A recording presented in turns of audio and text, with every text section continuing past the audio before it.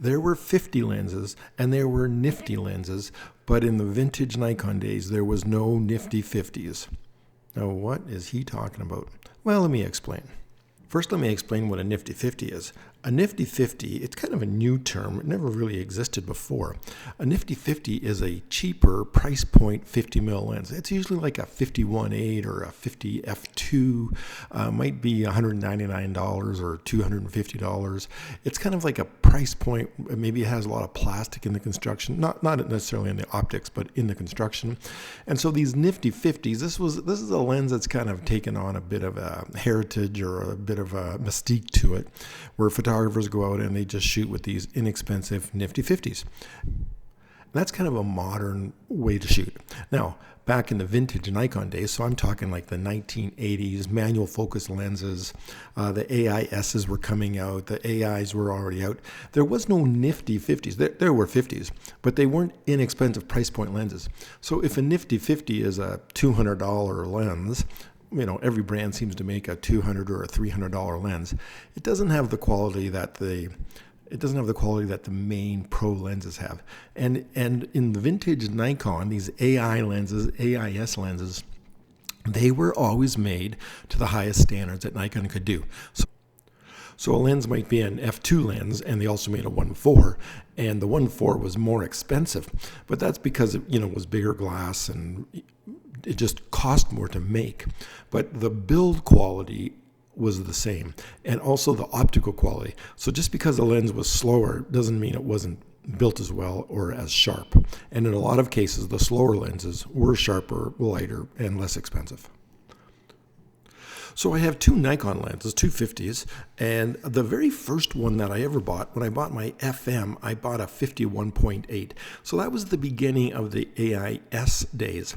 But currently I have a 50 f2, which is really a AI lens from the mid-70s that was converted to be an AIS lens. And it wasn't converted by me. Back then, if you had an AI lens and you needed it converted, Nikon would do that. And it wasn't done by me. And probably the lens was overhauled when it went in for that, because it's in better shape than my other 50mm lens. So I have a 50 f2 and I have a 51.4. The 51.4 would be from 1982. You can sort of tell by the serial numbers, around 1982. And it was the main 50 that I use. But when I bought a used camera, when I bought my F3 used, it came with a 50 f2. And you don't really pay any more for them when you buy a camera with a lens like that. Might have been a value of $10. So now I have it. I don't use it that much, but I did use it for these tests. Now, the first series of photos we're going to look at are with the 50 f2. And this is, at the old shack. I like to go to the old shack because there's always a photo there. You can always do something. Get cameras on a tripod. As long as you don't get run over on the highway, you're all set. So the 50 f2 wide open at f2, it is sharp and the contrast is fair. Now, when you stop that lens down, however, to f8, it's fantastic. There's nothing more than you can expect. Contrast picks up quite a bit as you stop down. Sharpness overall quite a bit. So the 50 f2, certainly acceptable wide open. And I worked at a newspaper, so they would take anything that was close to being sharp. But a 50 f2, acceptable wide open, but fantastic at f8, as most things are.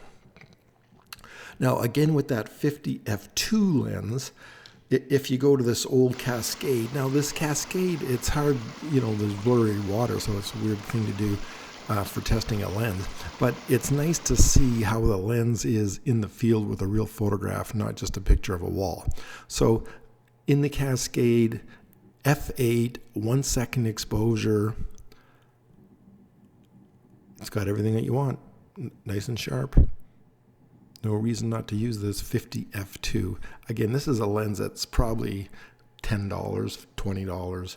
If you buy it with a camera already, they almost throw them in. Now, the other two shots with this 50 f2, I've got the waterfall, and again, dodged on the right-hand side, burned a bit on the left-hand side. And again, critical sharpness, this would be, 1 second, probably 2 seconds at f8. on a tripod, obviously.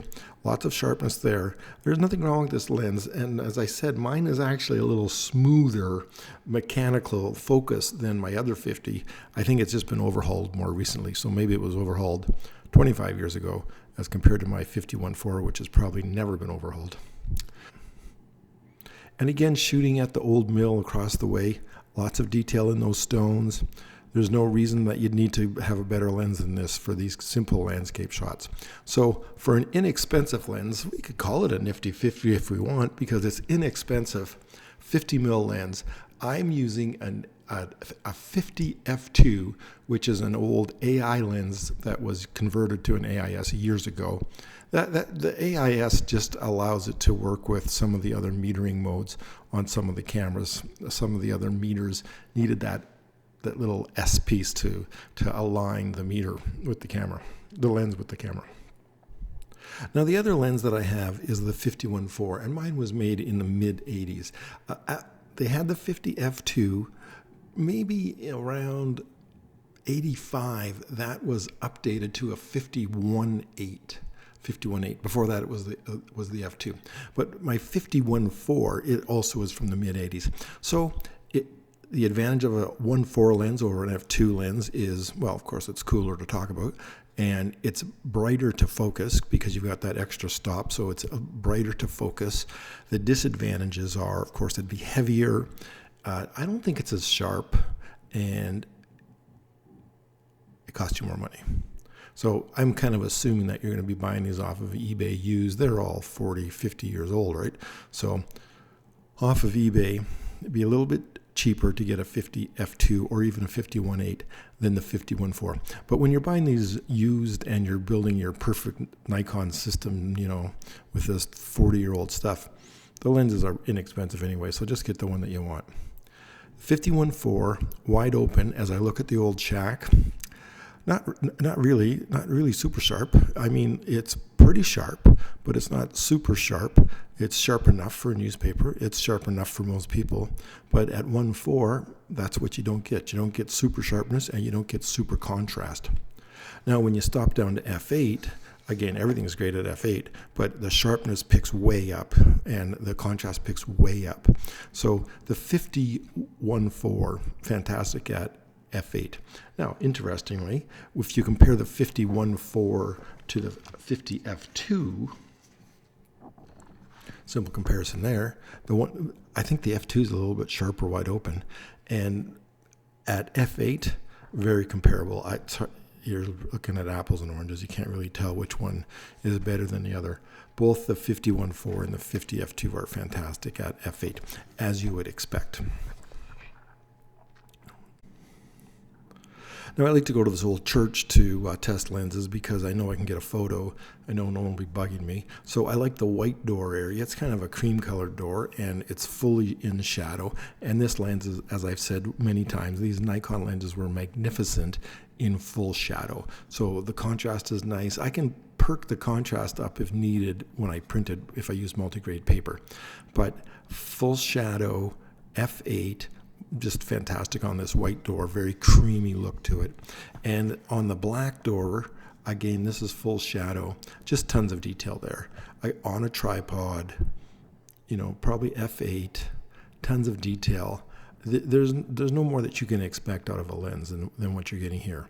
So fantastic, no reason not to buy it. It's nifty, it's 50. Now, the cascading little waterfalls, again, you know, there's lots of blurriness there because of the moving water, but it's an interesting and it's a successful photograph, to be honest.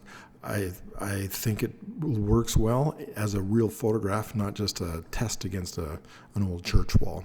So in the field, this 50 f2 it's a nice length to use. It gets you a nice working relationship. And again, with the old waterfall at Hilton Falls, it's maybe a little tight with a 50. That would be true for both the 50s that I have. It's probably a better shot with the 35. But lots of detail, lots of sharpness. This is like f8 at 1 second. Great for landscapes. If you want to carry a lens that isn't too expensive and has great sharpness, I think the 50 1.4, for what you can pay for them on eBay, magnificent. across the river at the old mill. There's these old mill remnants. It's just some nice brickwork that you can focus right on the bricks. Tons of detail. Open shade. The Nikon lenses are magnificent in the open shade, for sure. So that's the old mill. And then finally, my last kind of tests were these roots. As I was walking through the park, I saw these roots. This is a very long exposure. It's like 8 seconds at f8. Fantastic detail. This is a great lens. If you're trying to shoot landscape, I think that the 50 is a great length to bring. Can you get one cheap? Yeah, you can get one cheap. Is it a nifty 50? Well, no, it's a cheap 50, but they weren't made cheap. They were always great quality, great optics. The slower one, the 1.8 or the f2 like I have, lighter, cheaper, probably sharper. But the 51.4, that's what news photographers had, a 51.4. If you only had one 1.4 lens, it was the 50. Now, why would you want a 1.4 lens at a newspaper? Well, a guy told me once that they're great for football. And I'm thinking, football? I could see it for basketball in a dark gym underneath the basket, just sitting there shooting. I could see that. I could see for hockey, although an 85 would be better if you just sat on the goal line, just waited for some action in some dark arena. Yeah, I could see that, although an 85 would be a little better. But for basketball, but he said for football, and I said, well, why would you have a 50 for football? I mean, I want to use a 300 or a 400. And he goes, because these high school games are so dark at night, you need a 1.4 lens. I said, yeah, but the picture's way over there. And he said, well, you have to be patient. It's like one play a game where they run up the sideline. You need to put yourself in a position for a sideline sweep with the running back that you can nail with a 50 mil lens, because it's so dark, the lighting is so poor that you need something that's a 1.4. I always thought that was interesting, but you know what? He was right. I mean, it's a low percentage, and be patient, but if you worked at a newspaper and it was a high school game and there was no light, one of those night games, they were dismal. It allowed you to stand there and be patient and wait for the running back to come by with the ball, shoot it with a 51.4. Interesting way to shoot sports.